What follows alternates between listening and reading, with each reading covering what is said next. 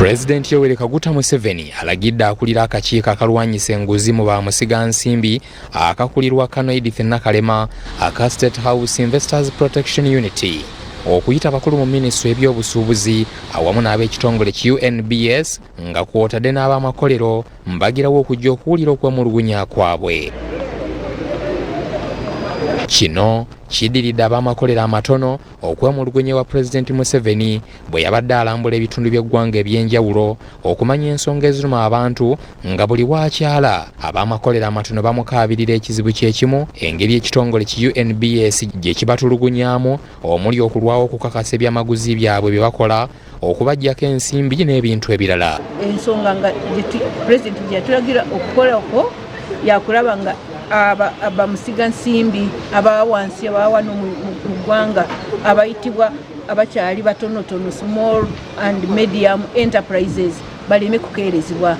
Museveni yalagidde akulira akakiiko k'abamusigansimbi akakolirwa Kano Edith Nakalema okubayita mu bwangu era olwaleero bano basisinkanye ne bagasimbagana ne bamusigansimbi okubalumiriza ku nsonga ez'enjawulo. UNBS eyina ensonga zayo nnungi nnyo era tukoledde bulungi okusitula n'ekimu ku byetakoze etuukiriza amateeka naye negenda nereka abamu ate bo nga tebakwatako kyokka ffenna tutunda mu katale katya tutunda mu katale kamu. Ensonga y'obuli bw'enguzi efumbekedde mu kitongole kino n'okutuulira fayiro zaabwe ezikakasa ebyamaguzi bye bakola okugenda mu katale enokoddwayo nnyo. Osasula ssente ng'osuubira nti pamiti yo ejja kubayo mu budde naye tulina mikwano gyaffe kati kumpi myaka gumu oba bbiri tebafunye ki pamiti kati tosobola kutwala ebyamaguzi byo mu supermarket kubanga pamiti ekoze ki eri expire.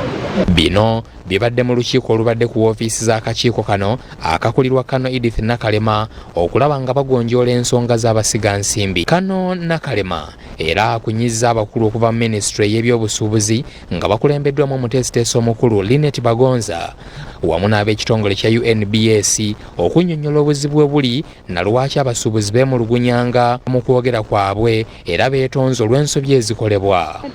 Betondera kubanga emyaka egiyise emabega babadde bafuna omozebwa nga ebintu bye beetaaga processes ez'okukliyaringa certificates zaabwe nga kitwala bbanga ddene abamu emyaka ng'ena esatu oba ebiri kati nekireeta bizinesi zaabwe okuwa ne balemererwa okukola nga bwe baagala n'okukuza amateeka.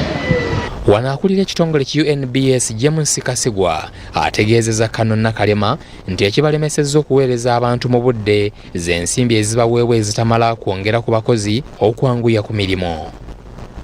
Nakalema era ategeezeza nti President Museveni tagenda kukkiriza abantu bavumaganya ggwanga nga batulugunya abalala n'okuweereza obukulembeze obubi obuvumaganya gavumenti. Balina abakozi batono nti ate budget temala ekyo President takikkiriza olw'okuba abatono abaliko singa bayimuka buli kumakya ne basalawo era obwedda mbagamba attitude oba endowooza y'omuntu yesalawo. Bw'atyo alagidde abakulu mu kitongole kino okwetereeza mu bbanga lya myezi 3 gyokka ng'ensonga ezoogeddwako zikoleddwa ate mu myezi 6 bwe giwera nga tebiteredde baakukolwako ng'amateeka bwe galagira. Ababadde bakeereza abantu otakiryalinga products zaabwe bwe baneeyongera mu maaso tujja kubasiba.